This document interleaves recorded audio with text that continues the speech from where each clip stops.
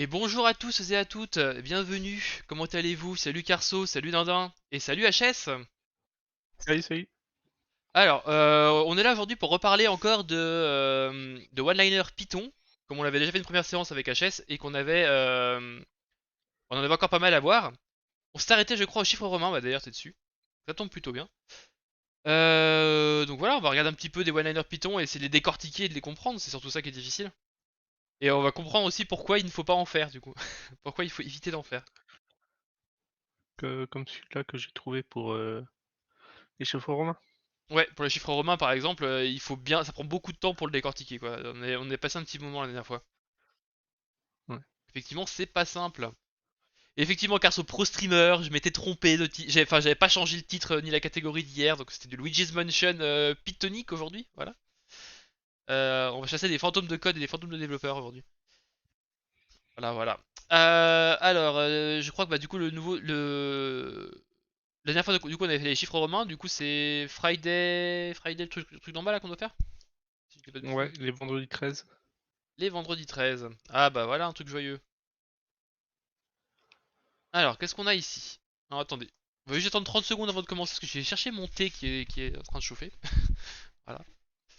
Aujourd'hui c'est vraiment la bourre Enfin c'est vraiment la méthode à l'arrache aujourd'hui, hein. Hop, hop là. Bon c'est quand même pratique, j'ai un casque sans fil. Donc je peux quand même parler de ma cuisine, c'est pratique. L'armure voilà. On peut y aller. Alors du coup les vendredis 13. Qu'est-ce qu'on a? Alors du date time forcément, on est en Python donc on va utiliser la lib date time. Ça me change pas, ça me semble pas super compliqué. Qu'est-ce Le, qu'on a du coup? On a une fonction def Fridays 13th. le principe, c'est de trouver le prochain vendredi 13 Ouais, qui va arriver. Moi, ce que j'avais comme idée, c'est au début de générer toutes les dates, toutes les 13 du mois et voir si c'était un vendredi. ouais, c'est pas Et j'ai con. pas trouvé comment on veut faire ça comme fonction en Python. En recherchant ça, je suis tombé sur Dicetime, le RTool, rrule, qui permet de générer ça, simplement, on lui donne, en gros la périodicité. Là, on dit c'est tous les jours, une date de début et jusqu'à quand Ouais, donc là c'est pour et chercher jusqu'à quand tu veux chercher, ok. ouais. Là, je mets en fait, jusqu'à maintenant, plus 3 ans, Ouais, pour comme les ça 3 on prochaines est années. large. Et après, je filtre ça si le jour est un 13 et que l'ISO de jour c'est un vendredi quoi. Ouais, on aurait pas pu faire ça avec des time delta peut-être? Je sais pas. On est d'accord Je sais pas, mais on est d'accord que date utile ça fait partie de librairie standard hein, ce truc là. oui. Je l'utilise pas beaucoup celui-là donc. Date utile, oui, il est de base normalement. Ok. Je me suis pas beaucoup Et servi de celui-là. ouais, c'est par hasard que je suis tombé dessus. Je voulais pas forcément tomber sur ça et je voulais faire un peu à la main, mais je suis tombé sur ça. Ah bah tiens, ça fait ce que je voulais. Et après, ben, j'affiche le premier, le Par premier de contre, ma j'ai liste, quoi. l'impression que ça lag à mort. Je pense que le live lag pour le coup là. Ouais, Ouais, voir. ouais. Je pense que le live il lag parce que je vois tout qui rame chez moi. Pas qui me bouffe 100%, mais je pense que c'est le retour vidéo. Attendez, qu'est-ce que je regarde ça? Oui, OBS il est complètement dans les choux là. J'ai un Firefox qui me bouffe tout. Alors attendez, on va passer en mode pause et on va changer de tactique. On revient tout de suite.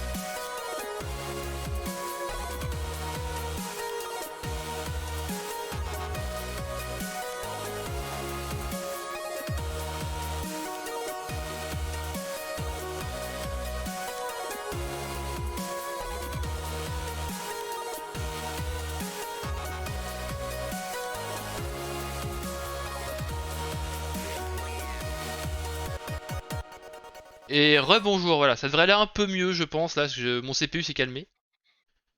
Voilà. T'es toujours là, HS, ou pas? Oui, oui. Ok, on te voit toujours enfin, je vois toujours ta barre bouger quand tu parles, c'est bon, c'est nickel.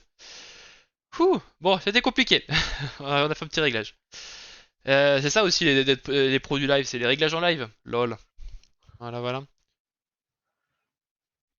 Donc on disait, tu générais donc tous les jours de la semaine, et derrière tu filtrais vendredi 13, quoi. Ouais, je génère tous les jours entre les deux dates 10 et je filtre si c'est un vendredi et que c'est un 13. D'accord. Je me demande du coup s'il y a pas moyen, tu vois, de faire un truc du genre prendre tous les vendredis avec un time delta, par exemple faire un itérateur sur un time delta, et du coup de vérifier que c'est le 13 ou pas, quoi. Mais après, Ouais, c'est vrai qu'en Python on a beaucoup de lib, enfin on a une bonne lib standard pour ce qui est de la gestion des dates et tout ça, c'est assez pratique. C'est assez bien foutu. Donc ok, donc c'est une solution comme une autre, effectivement. Et donc t'as évidemment pour faire du one-liner, tu abuses quoi ça s'appelle, des comprehension lists et compagnie, quoi. oui, Forcément. Ok. Et donc du coup, attends, c'est les deux mêmes entrées ou oui, en dessous c'est juste écrit de manière plus lisible en dessous, c'est ça? oui, D'accord. pour voir. Ok, donc c'est quand le prochain C'est le en août. 13 août, ok. Ouais. Attends, moi je vais vérifier, hein. J'ai pas confiance. Vas-y, je prends mon calendrier. Alors attends, je passe sur cette vue-là. On va regarder le calendrier. Alors, on va février, mars, avril, mai, juin, juillet. Euh, il a du mal, hein. Août. Et le 13 août, c'était vendredi, effectivement. Ok, bravo. Ça marche. It works. Ok, donc celui-là, il me semble même moins compliqué à la limite, tu vois, que les. Enfin, ce qui est compliqué, c'est le fait qu'il y ait des dates et que c'est chiant. Mais derrière, ça me semble moins compliqué que les chiffres romains, par exemple, tu vois. Oui, c'est juste on appelle une fonction pour avoir tous les jours et on filtre dessus quoi. Hmm, je vois, je vois. Ok, qu'est-ce qu'on a après? Missing card. Ah, ça a l'air intéressant, ça. Ah, Alors, quel est le sujet ici? Donc, on a deux listes, il faut trouver celle qui n'a pas la carte, c'est ça? on nous passe une liste de cartes et on cherche laquelle n'est pas bonne et laquelle il manque. Laquelle il manque par rapport à une liste qu'on a déjà, qui est celle qui est listée en haut, c'est ça? Enfin, qui est dans la Ouais, fonction? j'ai été au plus simple pour ça. C'est on nous a donné ça, j'ai copié-collé, j'ai rajouté la carte qu'il fallait. Donc comme ça, j'ai ma liste de base. Je m'emmerde pas à la générer ou quelque chose. Je l'ai en dur. Et juste là, je cherche laquelle n'est pas dedans, quoi. Alors attends, il y a Dana qui nous fait une petite remarque du coup sur les vendredis 13. Il dit que c'est suffisant de le faire hier plus un parce qu'il y a au moins un vendredi 13 par an, et en général deux. Voilà. Oui, Juste pour c'est une petite vrai. optime du coup. Mais Moi j'en comme savais ça, rien en tout cas. je suis sûr, quoi. Moi j'en savais rien, j'aurais fait comme toi, j'aurais cherché sur les 50 prochaines années, tu vois. Après, c'est pas forcément un problème si par exemple il y a moyen d'utiliser un générateur plutôt que de générer une liste. Je sais pas ce que ça génère. Du coup, on retourne un petit peu sur celle d'avant, mais si c'est un générateur, c'est pas grave parce qu'on passera pas par toutes les possibilités, on va s'arrêter. Après, Ouais, si c'est un générateur en compréhension. ouais, par Oui. exemple. Donc c'est pas plus coûteux de dire sur 10 ans parce que de toute façon après on va s'arrêter dès qu'on en trouvera un dans ce cas-là. Et pour ta mixing card du coup, alors attends. Ah oui. Ce qui est important c'est à la fin, c'est la ternaire à la fin. Oui. If not X, ouais oui c'est assez logique quoi. Du coup tu prends les cartes une par une, tu regardes si elle est dans ta liste de cartes, si elle y est dans les cartes quoi. Oui.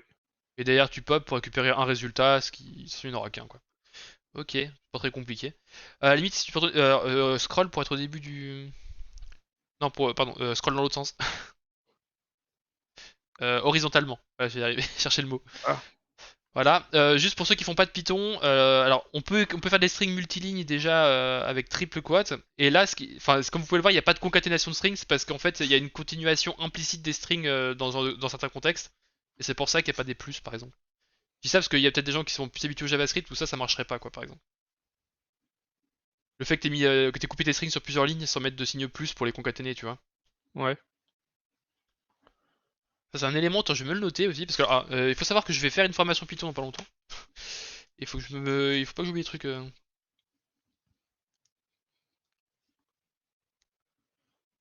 Hop. Voilà, je me prends des petites notes au passage, c'est parfait. Ce petit élément de syntaxe de Python que j'ai tendance à oublier parce que j'utilise depuis trop longtemps. Et forcément, ça aide pas. Du coup, ok, donc pas de grande difficulté sur celle-là, c'était plutôt simple. Oui, c'était juste copier-coller ce qu'on nous donne déjà pour pas s'embêter. Après, il y a peut-être des solutions, moi, avec des intersections. Il y a peut-être des opérations qu'on pourrait faire sur des sets ou je ne sais pas pour trouver. Pour avoir à faire une itération comme ça. Ouais, mais s'il y a un truc un peu plus dynamique, mais là, comme c'était Ouais, après, c'est la c'était solution la en plus, dur, la plus simple, ça, oui. ouais.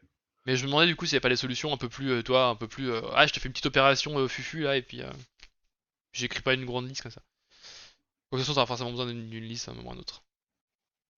Ouais, c'est pas mal, en tout cas. En tout cas, c'est la première solution qui vient à l'esprit quand t'as ce genre de problématique, quoi. Ouais. Hop là. Faut que je fasse gaffe de pas passer ma souris par-dessus. Sinon, on voit l'UI comment il s'appelle, de Framatalk. Alors, sum of every prime number below n. D'accord, donc en fait, c'est la somme de tous les nombres premiers en dessous d'un nombre donné, c'est ça? Ouais, Donc, forcément, faut trouver le nombre premier déjà. ouais, mais en fait, j'ai Ouais, oui. utilisé la fonction de la dernière fois, Oui, c'est vrai copier-coller. que la dernière fois, on avait une fonction qui faisait ça. Donc, à la base de racine de 2, tout ça, non? Attends. Oui, c'est ça. Ouais. Et Racine de. Ouais. juste utiliser la fonction sum Ouais, ah de oui, base. évidemment. Et du coup, c'est vrai que c'est des petits trucs pratiques dans le langage que j'oublie assez souvent. Effectivement. On aurait pu faire ça avec une itération, avec une boucle for et additionner les trucs, mais effectivement, sum, ça va encore beaucoup mieux. Donc ok, et après derrière tu fais plusieurs essais, donc for i in, là tu mets différents exemples. Et ok. Ouais. Et ça finit par faire des grands nombres. Ok, donc pas de problème. Donc là il n'y avait rien de particulier par rapport à la fois d'avant. Non, Ça c'est va. juste copier-coller aussi ma fonction pour trouver le nombre au premier. Ok. Puis après un petit coup de somme et c'est parfait. Ok. Ouais. Alors aplatir des listes. Ah, ça c'est des problèmes récurrents ça. Ouais. Effectivement, ça c'est des trucs que à chaque fois que j'ai besoin de ce genre de conneries en JavaScript, tu vois, je me tape du loadage parce que j'ai la flemme à chaque fois de réécrire ce genre de trucs. Ah, je vois que tu as utilisé les nouveaux opérateurs de Python, c'est quoi, c'est 3.8 ou c'est 3.9 Ouais, que tu as moi introduit? c'est 3.8. 3.8. Et Ah ça oui, c'est marche ça. pas sur le site parce qu'ils sont en Python 3.6, je crois, et donc Ah, c'est ballot. j'ai dû faire différemment. Alors, si tu expliquais éventuellement, et d'ailleurs, peut-être que je me le note, celui aussi, faut que j'en parle de ça. Euh, L'opérateur, là, on appelle ça le Morse, ou Walrus, je crois en anglais. Et le but, c'est de faire une destination quand on fait un test. Euh, Là, je teste. Donc, c'est pour pouvoir en fait assigner une valeur tout en utilisant cette valeur dans le contexte courant, quoi. En gros. Oui. Un petit coup de somme, exactement, New Dindin. Exactement. Ok, donc en fait, si on n'avait pas fait ça, en fait, t'aurais dû faire ça en plusieurs étapes, du coup, assigner les résultats et après l'utiliser, quoi. Ouais, et j'aurais pas pu faire ça en trop en one-liner. Donc attends, un cas courant, alors moi j'ai Python 3.8, ça tombe bien, normalement je dois l'avoir. Hop, alors attends, on va montrer mon écran. Donc un cas d'utilisation de Jean Soda, par exemple, c'est quand on fait un while true, par exemple, enfin pas un while true, mais du coup une boucle while avec une condition, et qu'on veut utiliser la valeur de cette condition, c'est un truc qu'on fait un peu en C en général. Je sais pas, par exemple, si je fais while n in range, du coup il faut un range qui part de, je sais pas, de 10 jusqu'à 0, avec un pas de -1 du coup. Du coup, le 0, quand on va arriver à 0, normalement ça va arrêter la boucle. Et après, on peut juste faire print n. Bah, j'écris n'importe quoi. Print. C'est pas bien d'écrire des expressions dans ce style-là si j'ai pas fait des fautes de is not defined. Oh, merde. Oui, forcément. J'écris n'importe quoi. euh, while n in. Attends. J'ai écrit n'importe quoi. J'ai écrit n'importe quoi. N égale. Comment je peux l'écrire ce truc-là? Je vois pas comment je peux l'écrire. En Python, j'ai tellement pas l'habitude de faire ça que. Autrement, c'est avec les regex. En regex aussi, ouais.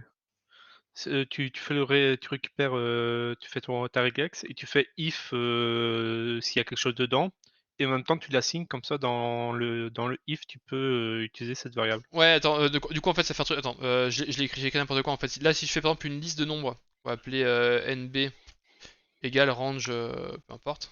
En fait, c'est parce que il faut pas générer la liste à cet endroit-là. Range, nanana. Range de 0, de 10, 0, moins 1. Je vais y arriver. Moins 1.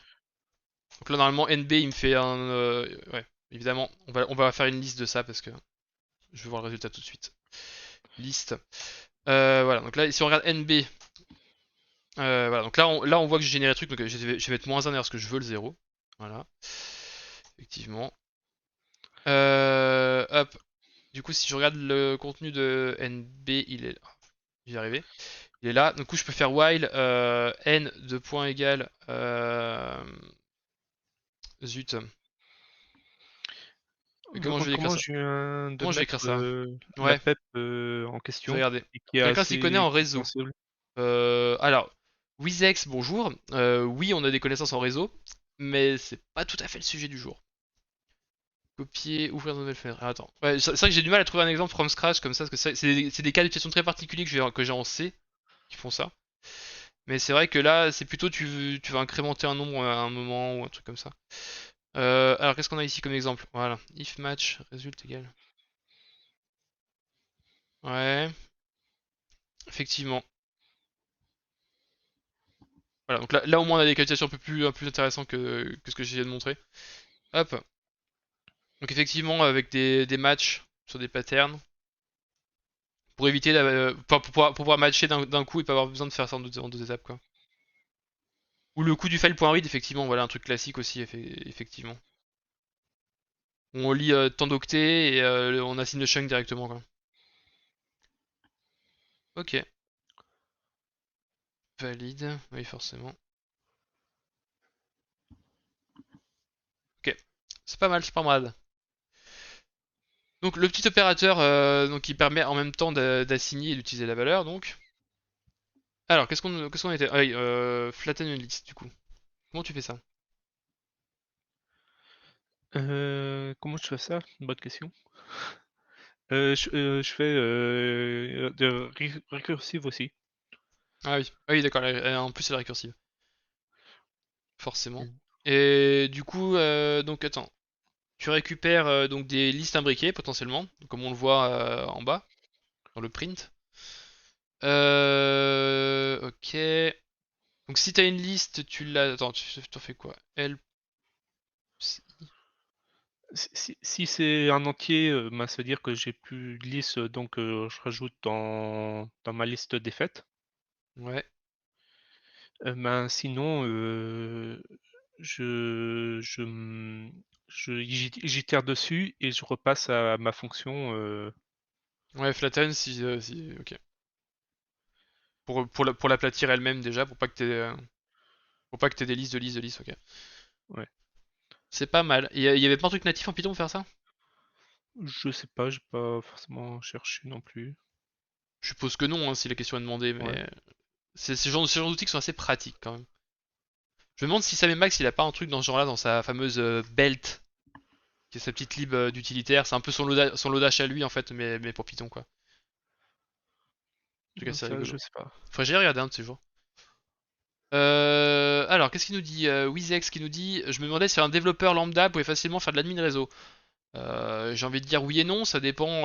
Qu'est-ce que tu appelles admin réseau, tu vois? Si c'est gérer un petit réseau local avec un petit routeur ou une machin box et des trucs un peu simples comme ça, oui. Si tu parles de réseaux beaucoup plus complexes ou de connecter même des réseaux, enfin gérer des réseaux de fournisseurs d'accès internet, ce genre de choses-là, clairement non. C'est un métier différent. Voilà. Donc on était donc. Alors, pourquoi il y a plusieurs possibilités? Donc il y a. Celle que j'écris à l'origine, qui marche en Python 3.8, Ouais, après tu l'as en ah oui, Y-liner. tu l'as réécrit en 3.7 après parce que tu Ouais, là parce que ça c'est la passait même pas. chose mais en défait et En Python 3.7 pour que ça marche, enfin ouais. 3.7, pour que ça marche sur le site quoi. Ok. Et là après j'ai trouvé, ben, en faisant avec le lambda sans en avoir besoin de l'opérateur, Du nouvel du nouvel opérateur. opérateur. donc qui marche très bien aussi. Et Alors, le suivant que je trouve, en fait, il transforme sa liste en string lol. et enlève, Ah putain. Ah oui, et il enlève tous les crochets. c'est crado, mais il y a d'idées en tout cas, effectivement, ouais. Ouais. Effectivement, tu stringifies tous tes trucs et tu vires tous les caractères qui sont pas des nombres et ouais, hop, c'est bon. YOLO. Ouais, il vit les crochets, les espaces et Ouais, t'as plus que les les virgules diagonales. quoi. T'as plus que les virgules Ouais. pour split et ok. Ok, ça marche, effectivement. Alors ça, c'est une solution crade, mais qui marche, effectivement. C'est la solution MacGyver, on va dire. Ah, ça, j'aime beaucoup ça. C'est avec un poil de cul, un cure-dent, on sauve le monde. Allez. En tout cas, c'est rigolo. Ouais. C'est l'imagination. J'aime beaucoup l'imagination. Je mets plus un pour les fins d'imagination. Problème suivant, c'est faire un perfect deck shuffle. Ça, c'est quand on mélange les cartes. Comment dire? Comment expliquer? C'est tu t'imbriques l'une entre l'autre. Euh, Ouais. Je vois à peu près l'idée du coup. Attends, c'est quand tu prends une sur deux dans deux piles, c'est ça? ouais, tu coupes ton jeu en deux et tu mélanges en mettant les cartes une sur deux d'une pile et l'autre. Ok. Je vois l'idée. Alors, je vais faire un petit aparté pour ceux qui se font pas de Python, mais en général. Le double slash, c'est l'opérateur de division de division d'entier. En fait, en Python 2.7, quand on divisait par exemple, je sais pas, tu écrivais 3 divisé par 2, t'obtenais un entier. Sauf si t'avais un des deux nombres qui n'était pas un entier, genre t'écrivais 2.0 divisé par 3 ou genre de choses là. Ou 3 divisé par... Enfin 3.0 divisé par 2, enfin ce genre de truc là, ça faisait que t'avais 1,5 et pas 1 quoi. Et à partir de Python 3, les divisions ne sont pas entières. Donc si on écrit en Python 3 3 divisé par 2, on obtient bien 1.5. Et si on veut garder du coup le comportement d'avoir un entier, il faut mettre double slash, du coup ça nous fait une division d'entier. Donc Ça fait une 3 slash 2, ça fait 1. Voilà. division euclidienne, quoi. Ouais, voilà. Exactement. C'est pour garder Avec des le nombres reste, entiers. le quotient Mm. Voilà, et petit donc opérateur sympa. ce que je fais, bah, je prends le deck depuis le début jusqu'à la moitié, et après de la moitié jusqu'à la fin Ouais, en fait, dans l'autre c'est vraiment partie. tout con quoi. Tu fais deux slices, et puis après d'ailleurs tu utilises un zip pour les recoller ensemble quoi. Voilà, C'est simplement. pas mal. C'est pas mal du tout. Effectivement, c'est vraiment pas con comme solution. Peut-être montrer voilà, comment ça marche du coup. Shuffle. Ah, attends, arrête de bouger. Ouais. Ça bouge trop. 1, 2, 3, 4, 5, 6, ok. Du coup, on a le 1 qui va avec le 4, le 2 avec le 5, normal. 3 et 6, ouais, c'est logique. Peut-être qu'on peut montrer zip en dehors du contexte, peut-être pour voir ce que ça fait, par exemple. Si Pire, je... attends, au pire, je vais reprendre ton exemple et je vais montrer sur. Ouais. Hop. Ouais, d'ailleurs, je sais même pas retrouvé sur la bonne scène, moi. Bon, c'est pas grave, de toute façon. Alors, donc si on prend donc on avait une liste de cartes, on va appeler C. Comment t'avais 1, 2, 3, 4, 5, 6. Alors on est d'accord que t'es censé avoir toujours le même nombre après derrière, c'est ça, hein? Enfin, t'es censé avoir un truc divisible par deux. Je crois que Zip peut prendre. D'accord, on va voir ça de toute façon. Alors du coup C1, on va appeler ça C1 le premier paquet de cartes. Du coup C1 c'est égal à C du début jusqu'à bah, du coup length divisé par 2 comme tu avais dit. Length de C, division entière de 2. Donc on prend la longueur. Donc attendez, on va faire ça même plus simple. On va mettre len, on va appeler L égale len de C 2, voilà. Donc L vaut 3, logique ici. Donc si je prends C jusqu'à 0, en réalité on peut l'écrire comme ça, hein. 0 de point L, voilà. Donc on met C1 égale ça, voilà. Donc C1 vaut les trois premiers éléments. C2 du coup sera égal à C depuis L jusqu'à la fin en fait. Si je mets deux points que je précise pas, en fait, c'est la fin. Sinon, je pourrais aussi écrire len de C. Voilà, mais on va pas s'embêter à écrire ça. Donc là, C2 vaut bien le deuxième paquet de cartes. Si je fais zip de C1, C2, Voilà. Alors effectivement, il faut que je fasse une liste de ça. Voilà, j'obtiens des groupes de 2 cartes en fait. Et après derrière, il n'y a plus qu'à dépacker ça et on est pas mal quoi. On peut Je utiliser, viens de d'ailleurs, mettre. on pourrait utiliser ta fonction flatten d'ailleurs pour ça. Ouais. Et je vais mettre la documentation par rapport à Zip Ouais. et il prend des listes de longueurs différentes, mais il termine sur la plus courte, je crois. D'accord, bah en fait c'est facile à essayer. Si on prend C2 ici, C2 égale, enfin, point, c'est quoi, c'est happen ou c'est push, si jamais lequel est en JavaScript et lequel en Python.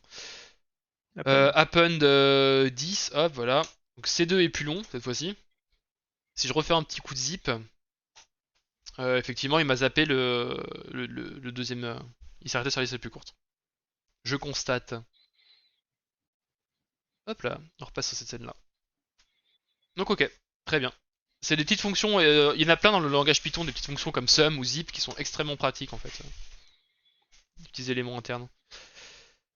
Alors on disait la suite de Fibonacci maintenant. Oula. Alors est-ce que tu peux rappeler déjà ce que c'est que la suite de Fibonacci? Ben, c'est une liste où on additionne les deux termes précédents. Ouais, Donc c'est 1, 2, 3, 5, 8, un truc comme ça. ok. Donc c'est une suite logique mathématique quoi, enfin voilà. Ouais. On appelle ça une suite Et d'un on appelle ça comment? Une suite arithmétique ou quelque chose comme ça? Je sais plus. une suite géométrique, Géométrique peut-être. Ouais. Peut-être géométrique ouais, plutôt. T'as raison. parce que c'est une addition. Les cours de maths Euh, commencent à dater, hein. ouais. Ça se voit. Et ce qui est intéressant avec la séquence de Fibonacci, on peut implémenter de différentes façons, soit en faisant récursive ou soit en faisant avec une boucle. Avec une boucle, on peut faire des piles, on peut faire beaucoup de choses, ouais. Ouais. Et en regardant la page Wikipédia, ça explique très bien les différentes façons de l'écrire. Mais ce qu'il dit, c'est la fonction quand on fait récursive, c'est pas le plus optimal parce qu'on calcule plein de fois le même terme. Ouais, puis sans compter qu'au bout d'un moment, on risque de se taper un problème de stack. On va faire un stack overflow, normalement. Ouais. Au bout d'un moment, on va faire un max call stack XCD, je sais pas quoi, en JavaScript, et c'est mal barré, par exemple. Mm. Une Ouais. suite de Fibonacci, elle a une progression assez unique et exponentielle. Ah bah voilà. Heureusement qu'on a le mathématicien dans la chatroom. Du coup, non, c'est la suite de Fibonacci, elle est spéciale. Et voilà. Comme ça, on dit pas trop de conneries, parce qu'on a Danin qui est là pour veiller au grain. Donc Euh, une progression assez unique. Très bien. Donc, attends, fib n égale int phi puissance n. Voilà. Ça fait intégrale de phi puissance n, je suppose, ça veut dire. Ok. Il faudra vraiment que je regarde ça d'un peu plus près. Faut que je révise un peu mes maths, moi. Alors, comment t'as implémenté ça? Vas-y, explique un petit peu. On retrouve euh, déjà l'opérateur. ouais. Ça, c'est l'exemple qui est montré dans Wikipédia en utilisant des variables. Et donc ça, c'est pas la fonction récursive. Ouais, sinon bah, elle se rappellerait elle-même. Et on voit bien qu'elle se rappelle pas elle-même ici, quoi. Ouais. Donc on part avec les différents termes de début. Là, c'est ma liste finale et TMP parce que j'ai besoin de d'inverser deux variables et avec l'opérateur Morse, on peut pas faire de Ah, l'inversion. on peut pas faire ça en gros. Attends, par exemple, On peut pas si, faire si je fais. que. Alors attends, je monte sur mon écran. Donc si je fais A égale 1 par exemple. A égale 1, B égale 2. En fait, si je veux inverser A et B, il y a deux solutions. Soit je passe par une variable C en faisant par exemple C égale A. Après, je fais A égale B et B égale C. Voilà. Donc si je fais A et C, si je vous affiche ici A et B, hop, ils ont bien été inversés. L'autre solution pour faire la même chose, pour reprendre A égale 1 et B égale 2, en Python on peut faire ça en fait. On peut faire A virgule B égale B virgule A. Et voilà, et là si je fais A il est bien inversé et B aussi. Je crois que t'as pas changé de Merde, j'ai scène. pas changé de scène. Ah merde, je me suis trompé. Bon, je reprends l'explication du coup. Zut. Ça a changé Luigi's Mansion. Mais ouais, mais c'est plus Luigi's Mansion, normalement j'ai changé ça. Donc je reprends mon explication de coup de Python. Donc si je prends A égale 1, B égale 2, voilà. La première solution qui vient à l'esprit, en fait, c'est d'utiliser une variable temporaire qu'on va appeler C, par exemple. On va faire C égale A. Ensuite, on fait A égale B. Et ensuite, on peut faire B égale C. Voilà. On a bien inversé A et B. Si on regarde bien ici, ils veulent bien 2 et 1 et pas 1 et 2. Ça, c'est la première solution. Donc, on utilise une variable temporaire et ça fait 3 opérations pour faire la même chose. En Python, on peut écrire ça différemment. Donc, je vais reprendre A égale 1, B égale 2. Effectivement, j'avais pas changé de scène, c'était un peu con quand même. Et je peux écrire directement A, B égale B, A. Comme ça. Et donc là, effectivement, si je vous imprime A et B, on voit bien que ça a été inversé correctement. Voilà. La solution simple mais efficace en Python. Et donc effectivement, tu dis que l'opérateur de point égal ne permet pas de le faire. Oui, Alors, hop, on donc c'est retourne sur ton pour ça écran. que j'ai une variable TMP. Très bien. Alors attends, il y a Dindin qui nous parle de l'implémentation de Fibonacci. Alors en récursif qu'on voit dans plein de cours d'infos est une aberration immonde. Une implémentation en O2 puissance n d'un truc qui s'implémente en O1 normalement. Ouais. Alors, je sais plus comment on dit, comment ça se lit ces trucs-là. C'est Euh, le temps que ça Oui, met. enfin, je sais ce que ça signifie, c'est juste que ça se dit pas O Ouais. de je sais pas quoi, normalement, ça se lit autrement, à l'oral. Mais bref, du coup, c'est effectivement pas terrible d'avoir un truc en 2 puissance n.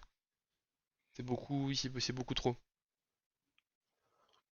D'ailleurs, il y a un bon article sur le site de Je suis un dev, je crois, qui explique les bases, justement, des performances des algorithmes et de ces notations-là, justement. S'il y en a que ça intéresse. C'est un super blog, Je suis un dev, attendez, je vais essayer de retrouver.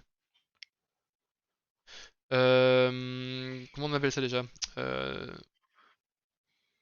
Algorithme. Je vais le retrouver. Je vais retrouver ça. Complexité. Complexité algorithmique, merci, c'est ça que je cherchais comme terme. Merci beaucoup.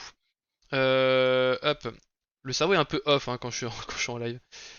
Algorithme. On va trouver ça. Comprendre la notation Big O. Voilà, c'est ça. Hop là. Alors attendez, je vais vous montrer ça. Je vais passer sur mon écran. Hop. Voilà, donc je suis un dev, c'est un blog qui est assez sympa. Il y a des trucs qui sont pas mal des fois. Et notamment, il a une petite explication de la notation Big O qui indique à quoi ça correspond en fait. Qui explique à quoi ça correspond et pourquoi il faut éviter certains types de fonctions. Voilà. Putain, j'avais jamais vu cette pub encore. Donc voilà, donc là, il explique, voilà, par exemple, ici on voit qu'un truc qui est O de 1, ça veut dire que le temps est constant quel que soit le nombre d'opérations à faire. Alors que ON, ça dépend du nombre. Le N, c'est le nombre de trucs qui est en entrée. Et donc du coup, ça augmente de manière linéaire en fonction du nombre de trucs qui est en entrée. Et voilà. Et là, c'est le tableau qui est pas mal, qui explique un petit peu que il y a des algorithmes justement qui sont. Bah, là, c'est ce que nous a dit, c'est celui que nous a sorti d'un justement, je crois. Attends, il nous a dit quoi? 2 puissance n. Voilà. Donc le 2 puissance n, c'est ça, c'est celui-là. Donc on voit que quand on augmente le nombre d'éléments en entrée, ça part très très vite en cacahuète quoi. Très vite, ça prend un temps qui est complètement infini quoi. Enfin, c'est complètement dingue quoi. Voilà. Alors que si on est sur l'autre il nous dit qu'il y a une implémentation en O de 1, donc qui est constante. Voilà. Et donc là, ça veut dire que ça prend tout le temps le même temps, quel que soit le nombre d'opérations. Enfin, c'est évidemment ça qu'il faut faire du coup. Voilà. Donc quand vous voyez des notations en big O comme ça, eh ben ça correspond exactement à ça en fait. Voilà. En fonction du temps que ça va prendre en fonction enfin le temps que ça va prendre en fonction du nombre d'éléments qu'on aura en entrée à utiliser quoi, à interpréter. Voilà. Donc je vous invite à aller sur cet article-là, je vous colle dans la chatroom d'ailleurs le lien parce que c'est plutôt intéressant. Hop là. Et nous on retourne sur notre problématique. Hop. Donc on disait notre Fibonacci, vas-y. Je te laisse reprendre. Donc ben, je fais ma liste par rapport au nombre que je veux aller. Ouais. Là, j'utilise le sous-tiret parce que j'ai pas forcément besoin de tous les noms qui sortent.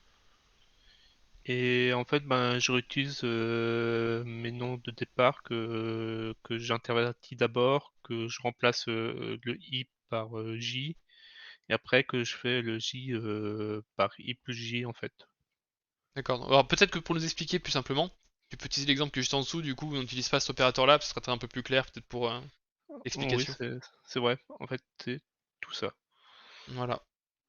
En plusieurs étapes, c'est vrai que c'est forcément plus facile. Ouais. Donc là, du coup, ça a dégagé la compression list et t'as fait ton boucle, quoi. Oui. Et en fait, ben, le nombre qu'on veut rajouter à la liste, c'est i en fait. D'accord, le range, en fait, ce que te sort comme nombre le range, tu t'en fous, c'est pour ça que t'as mis underscore. C'est qu'en Python, on fait Ouais. souvent ça quand on dépack des valeurs, par exemple, et qu'il y en a enfin, une ou plusieurs dont on s'en fiche. On l'appelle on la met underscore à la place, ça veut dire, m'en fiche, je m'en fous. Aucune Et importance. si tu fais dans l'interpréteur, c'est la valeur de sortie Ouais, précédente. Ouais. effectivement, ça je peux le montrer, éventuellement. Donc si je fais, alors je vais mettre la bonne scène, ça va pas le faire. Donc si on prend par exemple, je sais pas, je fais une opération, par exemple 42 plus 1, voilà. Et là je veux faire, ah bah merde, je veux prendre mon truc que j'avais écrit avant, mais je l'ai pas mis dans une variable. Et bah du coup je peux utiliser underscore par exemple. Si je fais underscore plus 1, en fait ça va me faire 44. Voilà. Donc effectivement dans l'interpréteur Python, il y a cette petite facilité aussi qui est assez pratique. Ça correspond un peu à la touche même, je crois, des calculatrices, ou je sais plus quoi, il y a une touche sur calculatrice comme ça. Enfin voilà. Hop, on reprend sur une Fibonacci.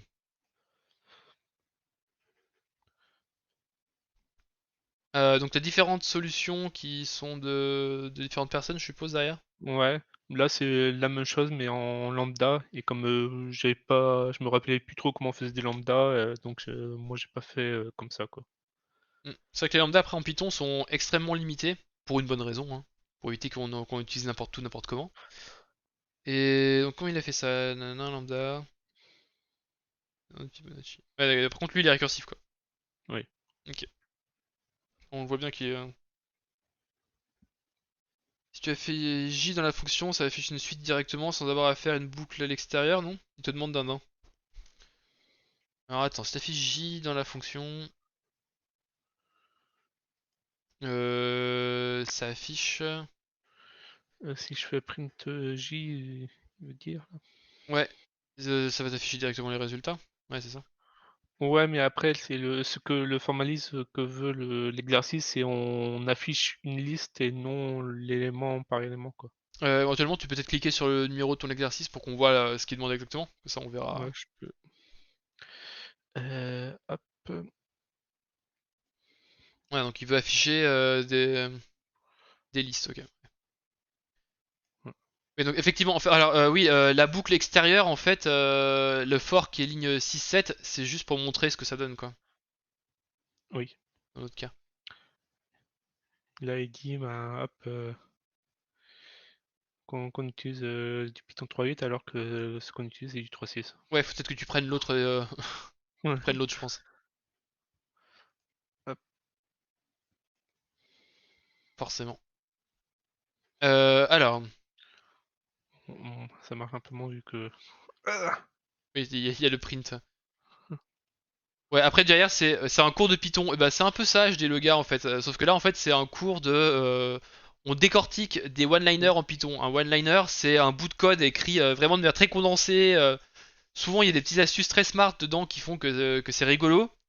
Mais c'est des choses où quand t'as un développeur qui te fait ça dans un programme de la vraie vie, tu vas le voir avec un fusil et puis tu lui tires dans la tête. Tu tires une balle dans la tête. Parce qu'en fait c'est compliqué. Enfin voilà. C'est un anti-cours de Python. Bah non, en fait, on montre des petites astuces, mais on dit aussi on montre ce qu'il faut pas faire aussi, effectivement. Mais ça montre quand même des petites astuces comme l'utilisation de certaines fonctions, de zip, tout ça qui peut être pratique, même si on l'utilise au sein ici de code qui est pas forcément très beau, très propre. Alors ici, faut générer tous les emoji cœurs, c'est ça? Oui. Ok. Qui a le nom cœur dans son nom descriptif, quoi, en gros. Ah oui, c'est vrai qu'en Python, du coup, on a. Alors, Python est un langage qui est, enfin, surtout depuis la version 3, qui est très très Unicode quand même, hein. On peut même utiliser des caractères Unicode dans les noms de variables, du moment que c'est une lettre dans une quelconque langue ou un chiffre dans une quelconque langue, ça passe. Voilà. Et donc là, je savais pas, donc en Python, on peut récupérer le nom d'un caractère. Ok. Unicode data name. Alors, c'est quoi le deuxième double. C'est pour ceux qui n'ont pas de nom? Oui, Ok. parce que si on veut afficher le nom du caractère qu'il a pas, ça fait une exception. Alors, attends, Mm. il faut importer Unicode data. Attends, je vais faire un essai moi aussi. Tac. montrer mon écran. Donc import Unicode data, on a dit. Unicode data, ok. Donc si je fais Unicode data de CHR, donc alors je vous montre ce que ça fait CHR déjà, hein, peut-être parce que CHR de A, ça va me mettre. Attends, je fais quoi? Non, c'est CHR pardon de 10, ça va me faire retour à la ligne. Voilà, c'est ça. Donc ici on met le caractère effectivement et pas son nombre. Et donc du coup, toi t'avais mis est-ce que tu fais un range, du coup tu transformes ça en caractère, ok. Et du coup si je fais Unicode data point name, c'est ça? Ouais, point name de A par exemple, il me dit quoi? Latin small letter A, ok, je mets en majuscule. Ok, capital letter A. Très bien, si je mets une flèche, rightward arrow, ok, très bien, voilà. C'est très bien, c'est très pratique ça. J'aime beaucoup. Hop là. Du coup c'est un truc que j'ai jamais utilisé, mais effectivement c'est cool. Donc toi du coup tu cherches un truc où il y aurait dedans le mot hurt. Alors Oui. c'est toujours écrit en majuscule du coup visiblement hein, le truc dans Ouais. l'Unicode. Alors tiens, uni. Si je tape caractère d'ailleurs. Attends, je regarde un truc vite fait. Tape des caractères. Normalement je crois qu'il me les écrit aussi là-dedans, les noms du truc. Ouais voilà, attendez, je repasse sur mon écran vite fait. Effectivement, dans la table des caractères que fournit Gnome par exemple, effectivement on voit que c'est le genre de truc qu'il écrit à chaque fois aussi. Et il affiche le nom et effectivement ça semble quasiment toujours en majuscule quoi. Et d'ailleurs il y a parfois des explications en plus en plus. Putain la vache. Ça c'est cool. Bon, bah, déjà merci pour l'info que Python pouvait utiliser toutes ces données en fait. Je savais pas qu'ils les avaient. Alors du coup comment tu fais du coup tu fais juste une itération sur tous les cas, enfin, sur un grand nombre de sur beaucoup de chiffres et tu cherches s'il y a écrit nom Earth dedans. Ouais, Ok. si dans la chaîne, dans le nom de, il y a le contient le Earth. Alors il y a Dana qui a une question pertinente. Pourquoi 23 000 enfin 230 000 1? Parce que c'est le nombre de caractères qu'il y a dans Unicode. D'accord, donc tu cherches sur tous les caractères Unicode quoi, sans exception. Ouais. Ok. Donc je viens de coller aussi tous les caractères dans le chat. Ah oui. Ah bah moi je les, y en a qui sont pas fichés chez toi et que je vois chez moi du coup, les cartes là notamment. Ouais, c'est dans Chromium, il me les affiche pas alors que dans Firefox il me les affiche. Ok, c'est un problème de Ok. police plus qu'autre chose quoi. Ouais. D'accord. Donc effectivement, il y avait beaucoup de cœurs. Il y en a combien du coup des caractères des caractères cœurs? Je sais pas ce qui fait la longueur. Ah, peut-être pas, parce que vu que c'est des. Si si, on est en Python, normalement il devrait quand même compter. Je pense que le len d'un des cœurs. Attends, c'est facile. Je vais copier-coller, on va vite le savoir. Genre j'en prends un au pif, genre le dernier cœur là. Vas-y, hop, je repasse sur la bonne scène. Alors si je fais len de ça, il me dit bien 1, hein. Non, non, Python il sait très bien utiliser. Il sait très bien utiliser les Unicode Python, donc il n'y a pas de raison qu'il compte pas en caractère. Enfin, en tout cas pour ce genre de choses-là. Après, il y a des langages pour qui c'est très compliqué les caractères de savoir si c'est un caractère ou pas quoi. Alors du coup, tu dis, il n'y a pas un Unicode data.max. Je sais pas. Unicode data. Qu'est-ce qu'on a là-dedans? Il n'y a pas un nombre, hein, pas l'impression. Je, je trouve qu'il n'y a pas grand-chose dans la bibliothèque Unicode Data. Ouais. Il n'y a pas un nombre max en tout cas. Ouais, là je suis sur. Il y a des catégories. Je sais pas ce que. Catégorie de A, je suppose qu'il y a de la catégorie de A du coup. Ok, LL. Ça doit vouloir dire que c'est un nom, une lettre. ND pour un nombre, très bien. Toujours pareil, ok. Si je mets le cœur de tout à l'heure, là, il me dit quoi? CN, je sais pas ce que c'est ces catégories. En tout cas, voilà, il y a des catégories, c'est rigolo. Et je viens de mettre Ok, la documentation. hop là. Très bien. Alors, la documentation, copier l'adresse du lien, copier l'adresse du lien, coller. Alors, qu'est-ce qu'on a? Qu'est-ce qu'on utilise là-dedans? Base de données Unicode. Bon, il y a rien qui nous intéresse beaucoup. Enfin, oui, il y a de la liste des trucs, quoi. Mais... Effectivement, il n'y a pas de nombre, en tout cas. Bon, du coup, tu l'as trouvé où cette information-là? Tu l'as trouvé sur Wikipédia ou quelque chose comme ça, non? Enfin, sur Internet, quoi. Non, il donne, je crois, directement dans L'exercice? l'énoncé. D'accord. Alors, est-ce que Python est faiblement typé? Non. Python est très fortement typé. Par contre, Python est dynamiquement typé. C'est deux choses très différentes. C'est-à-dire que par exemple, attends, je vais prendre mon interpréteur Python. Par exemple, toi, je peux te dire A égale 1, et juste après te faire A égale un caractère, tu vois. Ça lui posera pas de problème de changer le type de A. Il a dit, parce que Python est dynamiquement typé. D'ailleurs, je lui ai pas dit int, je suis pas en C, j'ai pas dit int, tu vois, A égale 1, tu vois. On n'est pas en C. Euh, Par contre, il acceptera pas de faire, de faire n'importe quoi. Par exemple, je sais pas si je crois que je peux pas faire ça, par exemple, tu vois. Si je fais A plus 1, il va pas être content parce que c'est des types qui vont pas ensemble, tu vois. C'est pas deux strings, donc il va pas vouloir les concaténer. Par contre, je peux faire A de str1 et là cette fois-ci ça m'écrit A1 parce que du coup j'ai manuellement, enfin j'ai fait la conversion manuellement. Parce que c'est pas implicite, tu vois, comme dans beaucoup de langages. Tu prends JavaScript par exemple, ça il s'en fout, tu vois. Si je te prends du Node là, hop. Non mais c'est vrai, voilà, JavaScript. Alors le pire c'est PHP hein, ce jeu là, mais si je te prends Node par exemple et que je te fais A plus 1, il va me transformer ça en string automatiquement, tu vois, c'est pas très. Ça peut poser des problèmes. Alors que Python, effectivement, il est dynamique. Alors, il y en a qui râlent parce que c'est dynamiquement typé, mais ça pose pas de problème pas plus de problème que ça dans les faits. Par contre, le fait qu'il soit fortement typé, ça par contre, ça aide beaucoup, quoi. Voilà. C'est très pratique. On va retourner sur ton écran. Hop là. Voilà, voilà. Donc, tu disais Earth Donc, Emoji, ouais, c'est écrit dans l'énoncé. Ouais, c'est écrit là. ouais, tous les infos sont données dans l'énoncé, quoi. Ok, et du coup, pourquoi 23 000, enfin 2030, 230 000 et 1? Bah parce que range en fait il s'arrête à un nombre, enfin au nombre d'avant quoi. Voilà, Ouais. juste je précise. C'est exclu, quoi. Voilà, c'est ça. Et Voilà, voilà. comme on voit aussi, je fais le print à l'intérieur de la liste. Ouais, ça, enfin print retourne rien, donc ça retourne Ouais, none en Python, et donc du coup tu retrouves qu'une liste de none à la fin. ouais. Ouais. Truc Ça mauvais que je fais. c'est ce que tu avais déjà fait Donc, sur les premiers aussi, voilà. Bon, ouais. pour l'exercice en cours, enfin pour l'exercice qui était en question, effectivement, c'était pas d'une importance grave quoi. Au final, les langages web ont tous des défauts. Alors HDDogage, j'irais même plus loin, je dirais même tous les langages ont des défauts en fait, hein. Tu peux prendre n'importe quel langage, je trouverais des défauts, hein. Les langages web plus. Ça dépend, tu considères Python comme un langage web? Parce que j'ai l'impression que oui. Non? Mais non, tous les langages en réalité ont des défauts. Faut pas dire qu'il y a des langages parfaits, hein. Après, t'as des langages qui vont coller à plus de cas que d'autres, comme plus génériques, enfin plus généraux, on va dire. T'as des langages qui vont être vraiment spécialisés dans une chose. Et voilà. Mais le mieux, c'est d'utiliser le bon outil pour la bonne chose. Et la bonne outil, ça veut pas forcément dire le langage toujours le plus adapté pour une situation. Mais prendre un langage adapté et que par exemple l'équipe de développement connaît, par exemple, tu vois. Je préfère par exemple qu'une équipe de développement fasse un site en PHP, même si ça aurait été mieux de le faire en Python, je ne sais pas, parce qu'ils connaissent mieux PHP, tu vois. Enfin, c'est pas. Il y a pas mal de paramètres qui rentrent en compte quand on choisit un langage en fait.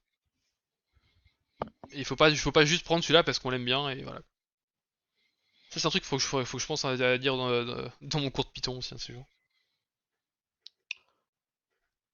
Donc voilà pour les cœurs.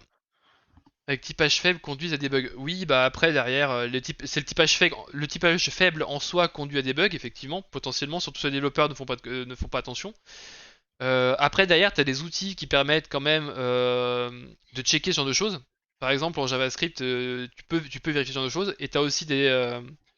Aujourd'hui, par exemple, pour JavaScript, tu as des langages, alors je ne sais plus comment ils s'appellent. Je parle pas de TypeScript, mais enfin, il y a aussi TypeScript, effectivement, qui permet d'avoir un typage fort et pas dynamique du tout, d'ailleurs, du coup. Euh, qui t'empêchera de faire des conneries. Et tu as aussi une espèce d'extension du langage JavaScript que tu passes par Babel, d'ailleurs, pour refaire du JavaScript qui permet d'indiquer en dur les types et du coup qui permet à un préprocesseur de checker que tu es cohérent au niveau de tes types aussi. Voilà. C'est pas mal de choses comme ça après dire qui sont faites. Donc en fait quand le langage ne le fait pas, souvent tu as des outils autour du langage qui vont te permettre de le faire. Voilà. Donc tu vas vérifier ton code avec. TypeScript, RaisonML, voilà, ce genre de choses là, typiquement. Donc quand un langage est effectivement pas typé tout ça, t'as forcément des outils qui ont été créés. Alors si le langage est utilisé évidemment, t'as forcément des outils derrière qui vont faire ce genre de choses. Bon, après, en JavaScript pur, effectivement, des outils qui analyseraient statiquement ton code ont souvent bien du mal à déterminer le type d'un truc, hein, faut pas se mentir, hein. Tu peux faire tellement de choses en JavaScript que c'est c'est compliqué, quoi. Alors, assembleur 6800, t'es sûr que c'est pas 6800? Ouais, je sais plus. Mais en 60 assembleur, tu peux faire 000. pas mal de choses. Ouais, je pense que c'est 68 000, je pense qu'il y a un zéro de trop. Ou alors je connais pas celui-là. Mais ouais, bah en assembleur. Quand tu fais de l'assembleur, en réalité, t'as pas vraiment de type derrière quand tu fais. Ça dépend de ce que t'en fais, quoi, des données. Et du coup, Dindin, il aime bien l'assembleur. Effectivement, n'hésitez pas à aller jeter un coup d'œil à la chaîne de Dindin. Il développe un jeu vidéo sur NES. C'est plutôt rigolo. En assembleur, je précise. Et oui, il y a encore des gens qui développent en assembleur aujourd'hui. C'est un moment que je n'ai pas refait, moi. Faut que je m'y remette. Pareil. Du coup, calculator, qu'est-ce que c'est cela? Calcul par rapport aux paramètres. Faire un calcul par rapport aux paramètres. C'est par rapport un peu comme les exercices précédents avec on donne les paramètres Alors, ouais, au script et on fait des trucs par rapport avec. alors, Et attends, alors là, juste répondre à HD Loga avant. ok. J'y connais rien à comment on crée un langage, mais est-ce que ce serait possible un jour qu'un jour on ait une nouvelle version de JavaScript avec un mode fortement typé et il parle pas de UseScript? Le 6080 c'est l'Atari ST visiblement. Je vais pas y arriver. Le 68000 c'est l'Atari ST. Ouais, effectivement, c'est moi qui lisais mal. Je lisais avec un zéro de trop dans ma tête. Oui, voilà. Alors, pour JavaScript, HDLoga, en fait, c'est un peu compliqué. Disons que JavaScript, tu peux pas le casser. Enfin, en fait, ça casserait le langage, donc tu peux pas forcément faire ça. Tu peux rajouter des choses en plus, mais pas faire des choses en moins avec JavaScript. Donc, même si on avait une norme JavaScript qui apportait du typage statique, tu pourrais toujours rajouter des morceaux de typage dynamique dedans parce qu'en fait, tu peux pas ne plus être compatible avec ce qui existe déjà, en fait. Le JavaScript étant sur le web, tu peux pas te permettre de le casser. Tu vois, un langage comme Python, par exemple, peut se permettre de faire une cassure entre Python 2 et Python 3, parce que derrière, bah, tu changes l'interpréteur, etc. En JavaScript, il faut que les navigateurs ils suivent, quoi. Que les anciens sites continuent à fonctionner, tu pourras pas mettre à jour tous les anciens sites, enfin, c'est pas possible. Donc voilà, ça limite. Et c'est pour ça aussi que derrière, maintenant, on a aussi beaucoup de JavaScript compilé, tu vois. On peut avoir du C compilé en JavaScript, on peut avoir du Rust compilé en JavaScript, on peut avoir du TypeScript. En fait, c'est plutôt ça en fait qui va se passer pour le JavaScript, c'est plutôt des langages qui vont être transpilés en JavaScript derrière. Voilà, ça peut pas être ajouté directement au langage de manière trop stricte. Après, tu avais un sous-ensemble de JavaScript qui s'appelait ASMJS à une époque où en langage toujours compatible en JavaScript pur, il y avait des annotations de type qui étaient rajoutées pour permettre au moteur JavaScript de compiler le code et donc d'être plus performant. Et ça donnait des trucs du genre, pour un nombre entier, tu écrivais par exemple, je sais pas, var a égale 10 pipe 0, enfin, une barre verticale 0, pour dire que c'était un nombre entier. C'est le pipe 0 en fait, c'était une opération booléenne, enfin binaire, pardon, qui ne faisait rien, enfin qui garantissait juste que c'était un nombre entier, et derrière il était utilisé par l'interpréteur JavaScript pour compiler le code derrière. Enfin voilà, c'est un peu compliqué, mais voilà. Donc, pardon, du coup, calculator. Faire un calcul par rapport aux paramètres. Donc, du coup, tu écris concrètement, c'est quoi? Tu passes une string avec des chiffres et des opérateurs? C'est quand on lance le script, on met les paramètres Ah, directement paramètres, directement sur. Attends. 6. Oui, 6.rgb, comme d'accord. argument. Donc, ok. Donc, typiquement, c'est genre, t'appelles ton script avec 10 espace un opérateur espace un autre nombre, et puis voilà quoi. Par exemple. Voilà. Ok. Pas grand-chose de compliqué à ce niveau-là, parce que je vérifie si j'ai bien les différents opérateurs voulus. Ouais. Donc, que j'ai pas de zéro aussi pour pas faire une division par zéro. Hem, et ce que je fais, c'est en fait, ben, j'évalue ma chaîne de caractères directement en Python et j'exécute ça. Ah oui, le truc gros dégueu quoi. Voilà. Du coup, ouais, tu fais bien de faire des minimum de check parce que sinon on pourrait injecter des trucs quoi. Oui. Ah, attends, à quel moment tu fais un check pour vérifier les Mmh, nombres par exemple? pour vérifier les nombres, là, j'ai juste T'as vérifié c'est le dernier. mon Ouais, t'as vérifié que le deuxième quoi. ouais. Le reste, je vérifie pas trop. Du coup, je pourrais injecter du Python là-dedans. Oui. Oh oh, ça c'est pas sécure. Oh. Mmh. Bon, Mais là on peut se c'était le aussi permettre pour simple. l'exercice, hein. Oui. Par contre, en production, jamais on fait ça comme code, hein. Parce que sinon, Oui, j'ai jamais utilisé la fonction eval. Alors ça m'est déjà arrivé d'utiliser la fonction eval, pas en Python mais en JavaScript pour diverses raisons. Mais toujours dans des contextes bien précis et effectivement jamais pour faire des trucs dégueulasses quoi. Et l'autre chose aussi, si on veut faire une puissance, j'écris en dur ma puissance comme ça, quoi, avec Oui. 2 étoiles. Oui, bah en fait du coup t'aurais pu directement changer ta string que t'as reçue, faire un Ouais, mais replace. je me suis dit, c'est plus simple de faire un cas. Un eval soundcheck. Euh, Ouais, t'as vu, moi ouais. aussi ça fait ah je meurs, ah un eval soundcheck. Même un eval avec check ça fait déjà mal mais. Ça existe eval en JS? Oui bien sûr, t'as deux manières de faire du eval en JS. Attends vas-y, moi je vais faire un petit aparté JS là. Je suis chaud. Alors, on reprend Node. Si par exemple je te fais le code suivant, on va écrire un code à la con, genre, je sais pas, console.log de Pouet, voilà, très bien. On va dire que c'est un peu notre alerte, parce que là je suis pas dans le navigateur.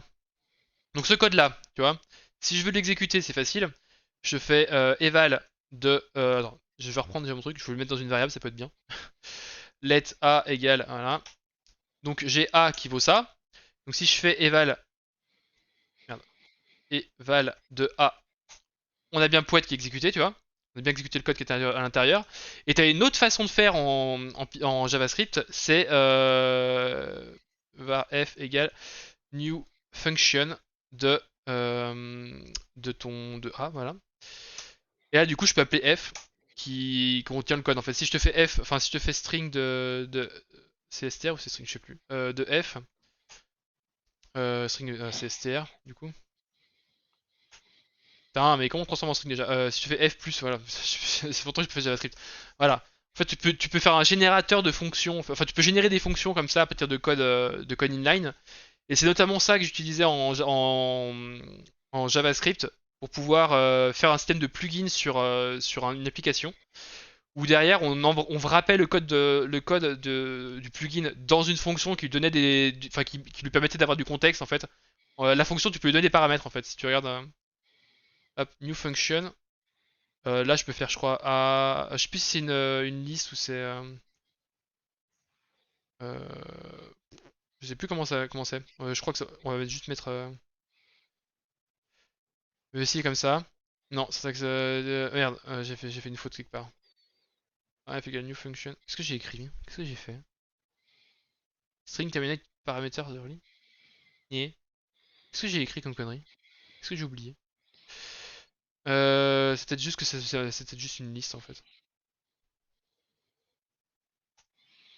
Non, qu'est-ce que j'ai. Attends, j'ai écrit une connerie, mais je sais pas où. Je sais pas à quel moment. Je sais que normalement t'as un deuxième paramètre ici, mais je sais pas si tout ce qui s'est passé. Euh... Bon, je sais pas ce que j'ai foutu, mais très bien. Normalement, en fait, t'as un deuxième paramètre, un new function. Attends, je vais regarder ce que c'est. Je sais plus quand ça marche, tu vois. Ça m'énerve de pas savoir. Normalement, tu peux lui donner des paramètres, et du coup, c'est comme ça que je faisais pour avoir un plugin avec qui tu passais du contexte, différents paramètres de contexte. Ah oui, non, d'accord, je suis con. En fait, les paramètres se mettent avant. Du coup, ce serait plutôt, par exemple, param 1 ici. Voilà, et du coup, il était pas content parce que c'était pas valable le reste. Param 2, voilà. Et du coup, si je te fais, hop, voilà, la fonction, ça devient ça. Et derrière, du coup, ça permet de rajouter du contexte et de passer des paramètres en plus à la fonction. Voilà.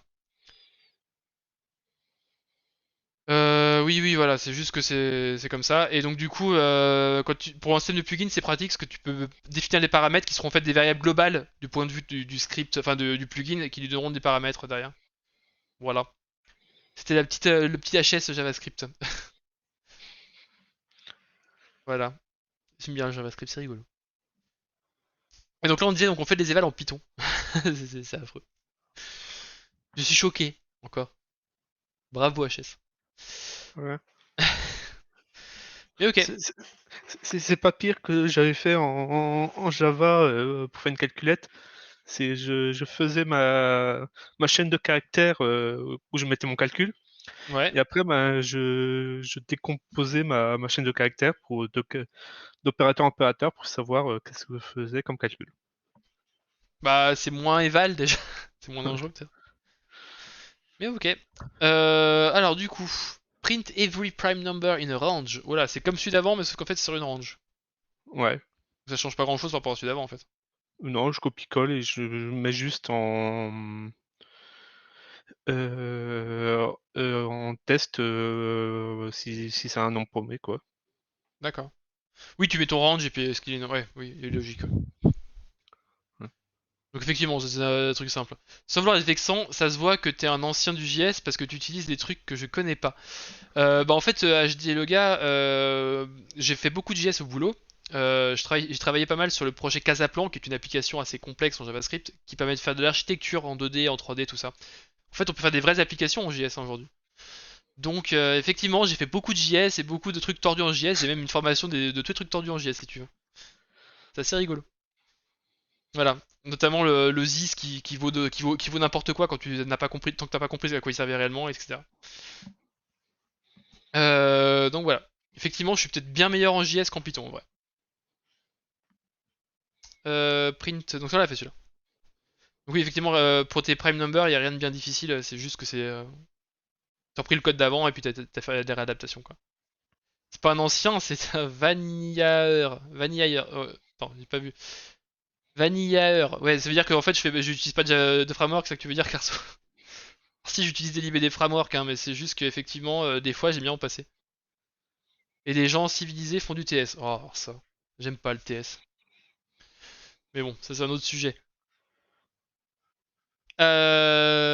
D'accord, donc ça, donc aucune difficulté sur ce prime number. Non. Bah, il nous en reste un, je crois, non, c'est ça? Draw n Euh, square. non, y a un autre à la suite, le Ah, je 37. l'ai pas Et- vu. First on... Ah oui, d'accord, donc on te donne un prime number et il faut que tu trouves directement le suivant, quoi. ouais. En gros, tu cherches à partir de là, en fait, et puis... Ouais, et là, ce que j'utilise, c'est Next.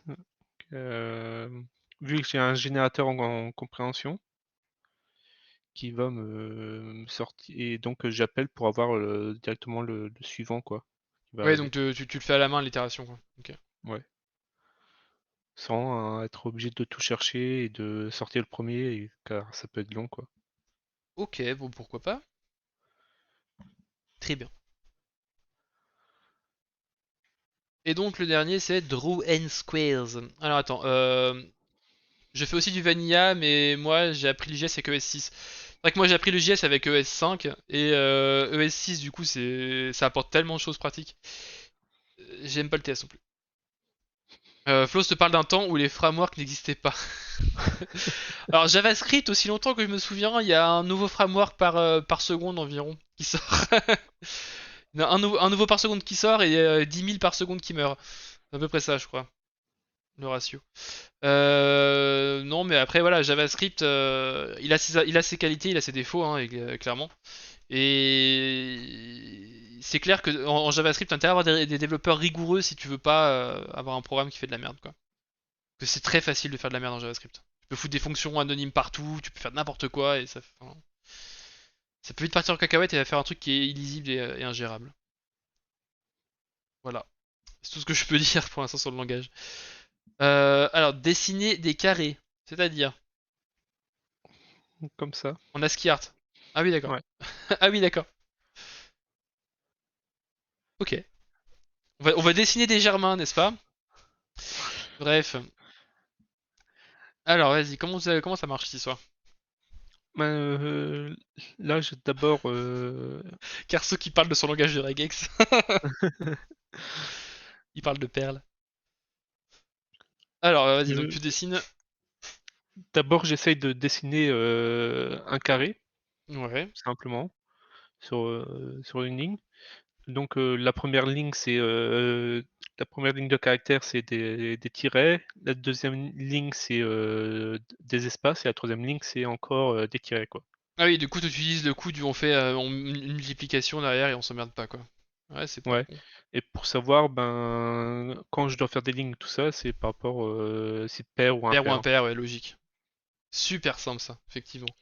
Alors, j'explique juste rapidement pour ceux qui font pas de Python, du coup, qui aiment plus de JavaScript. Alors, comme je l'ai dit tout à l'heure, Merde, ça c'est synode, c'est pas le bon, pas le bon langage. Si j'écris A plus 1, ça marche pas, on est d'accord. Par contre, si j'écris A fois 2, par exemple, il y a une override d'opérateur qui fait que il va m'écrire n fois la valeur A, en fait. Si je fais par exemple un tiret comme ça fois 80, je peux remplir mon terminal de tirets pour faire un soulignement, genre tout ça. C'est assez pratique. Et donc ce qu'il fait lui, c'est du coup il fait 3, 3 donc tu prends 3 tirets comme ça, fois le nombre de... Comment t'as fait c'est des listes je suppose du coup. Si tu fais ça fois 3, ça fait un truc dans ce style là, voilà. Hop. Je serai le reconstruire en live pour voir un peu. Tu prends ça, Ça ouais, le point x10, c'est pour, join, avoir des séparateurs, en fait, hop. Si je dixièmes. fais, voilà, je fais ça plus point join, on va utiliser le caractère plus pour rejoindre, pour joindre ce qu'on avait là. Et du coup, derrière, ça fait ça. Voilà. Donc pareil avec les espaces, derrière les espaces et les barres, et voilà. C'est assez facile en fait. Ça va. C'est plutôt malin et plutôt efficace son truc là. Alors pour info, le live environ 30 secondes de diff. Du coup, on est un peu long à réagir à ce que tu dis dans nos messages. Ouais, effectivement, avec les problèmes que j'ai eu en début de live, je pense qu'il y a eu un petit décalage qui s'est créé, Carso. C'est bien possible. Effectivement. Ah, ces viewers toujours à la traîne. Moi, je dis ça. Ok. Ok, d'ailleurs, ça marche plutôt facilement ton truc, c'est pas mal. Et donc, quand j'ai fait mon carré, je peux multiplier sur la longueur comme je veux mes carrés. Et après, Faut juste en faire le nombre suffisant, quoi, derrière. ouais. Non, je suis plus, c'est plutôt en hauteur que je fais comme je veux. Et après, la difficulté, c'était dans les tendons, dans l'autre côté, quoi. Bah, du coup, attends, si je reprends mon exemple à moi, là. Tac, il est où mon- Donc si je reprends ça, d'ailleurs, c'est pas très difficile, en fait, parce qu'il faut juste que je fasse... Si je fais x6, derrière, je peux l'agrandir facilement. Bon, il manque les puces, j'ai devant, tout ça. Pas aussi bien fait que SpeedHS. Hop, prendre... j'ai pas le bon écran. Voilà. Mais ok. Donc c'était... puis c'est simple, c'est efficace, j'aime bien ça quand c'est simple et efficace. Celui-là, je le valide beaucoup plus que le Eval d'avant. Je le valide beaucoup plus. Bon, bah on va pas tarder à s'arrêter parce que je vais reprendre le boulot, il est bientôt 14h. Alors, qui c'est qu'on va aller raid? Qui c'est qui est en ligne? Alors, j'ai un collègue qui est en ligne, mais on s'en fiche parce qu'il va retourner bosser aussi. Et bon, on va aller voir les renégats, tiens, allez. Hop là. Raid. Allez, allez. Renegade. Je vais y arriver. Studio. Putain, mon PC il rame, c'est l'enfer. Voilà. Donc, eh ben, merci HS Normalement, pour nous avoir présenté tout c'est ça. Alors, bon, j'ai attendez. récupéré le son et me Hop, revoilà. je coupe le son du live parce que vous l'entendez aussi. Donc merci HS d'avoir participé et de nous avoir montré tous ces one-liners encore. Moi je vous dis à demain sur la chaîne OneDev Studio à 13h pour un live de Ragnarok. Donc c'est un jeu de rythme en VR pour ceux qui connaissent pas, avec un univers viking et tout ça, c'est assez cool.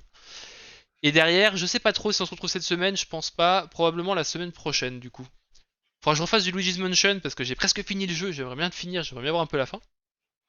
Donc je sais pas si je ferai ça en fin de semaine ou si je fais ça bah, lundi prochain. On verra bien. En tout cas, bah des bisous à tout le monde. Salut HS, ça va? Ça y est. Bien passé? Oui. Waouh. Donc là, Carso qui résume, voilà. Prochain live mercredi après-midi sur la chaîne de One Dev Studio à 13h. Merci beaucoup du coup Carso de résumer. Peut-être à jeudi, je dis bien peut-être si je fais du Luigi's Mansion jeudi. Sinon lundi prochain. Voilà. Après. Allez, des bisous et dites bonjour à Flo quand vous arrivez.